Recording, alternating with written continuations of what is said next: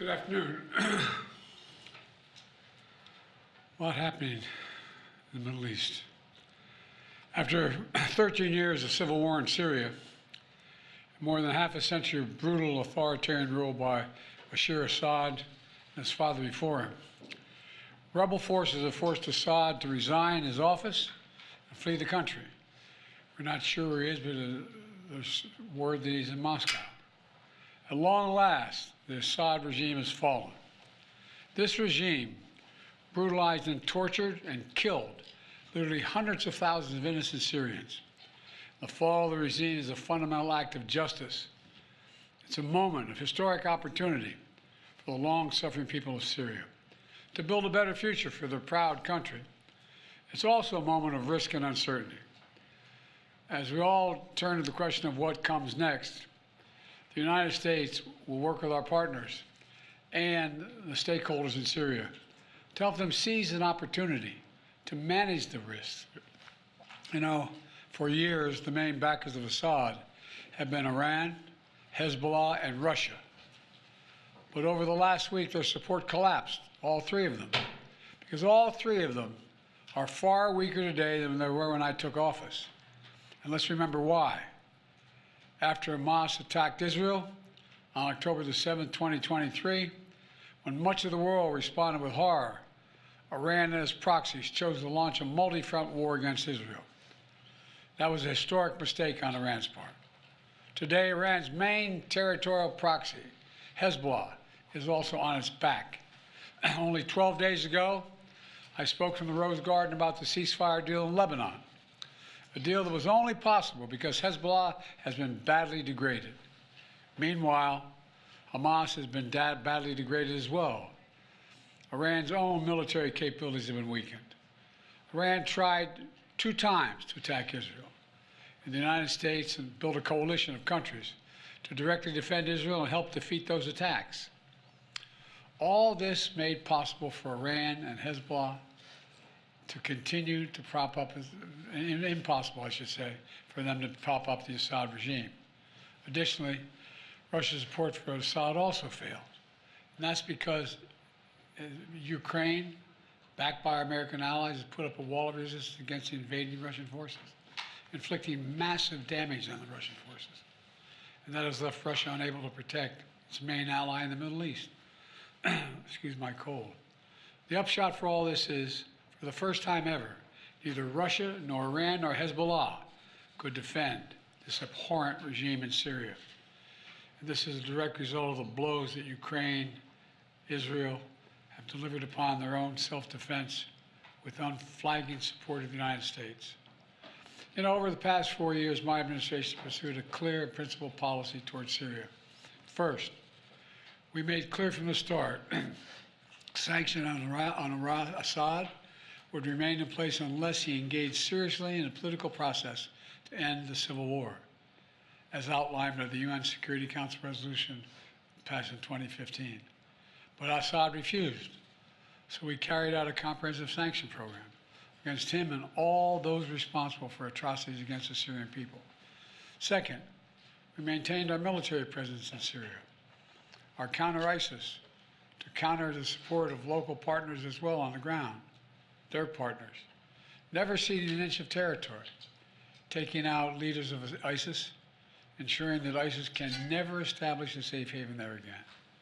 Third, we've supported Israel's freedom of action against Iranian networks in Syria and against actors aligned with Iran who transported lethal aid to Lebanon.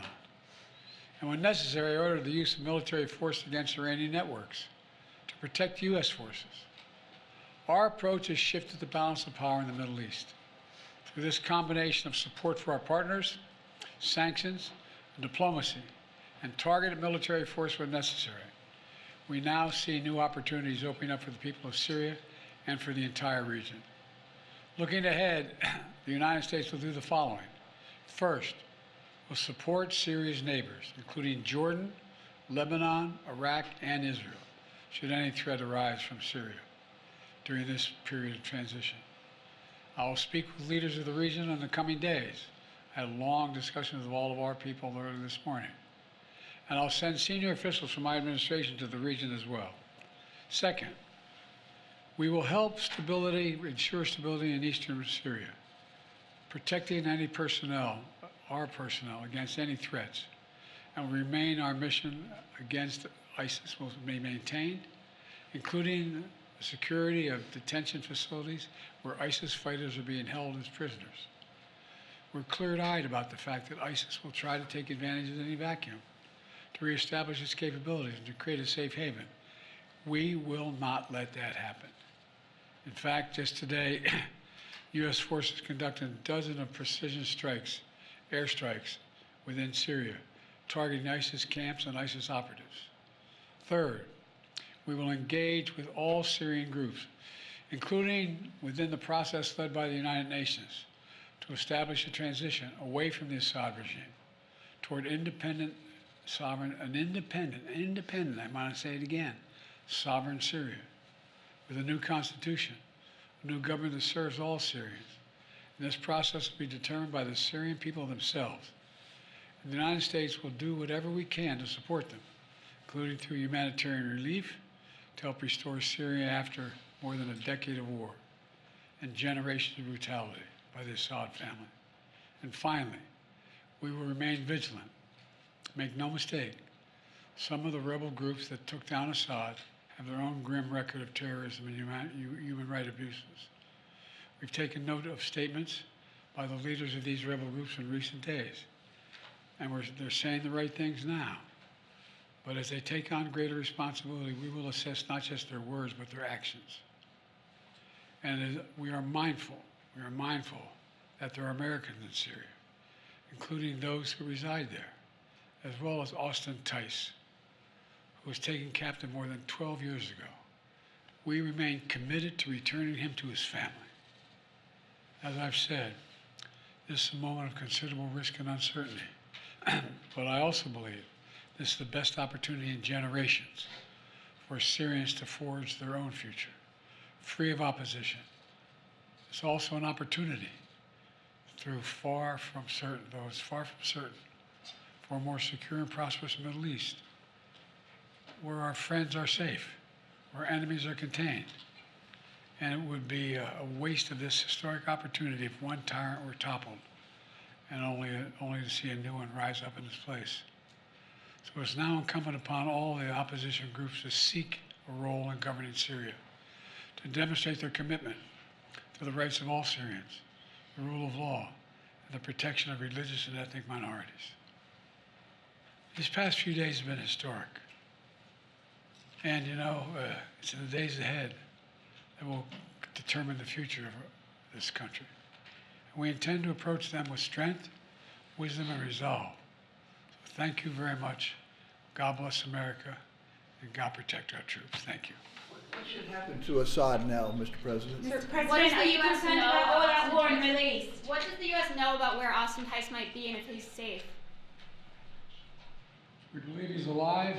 We think we can get him back, but we have no direct evidence of that yet. And Assad should be held accountable. Have you directed an operation to go get him, Mr. President? is Assad your Moscow? Get who? Austin Tice. We won't want to get him out. Yes, sir. We have to identify where he is. Thank you.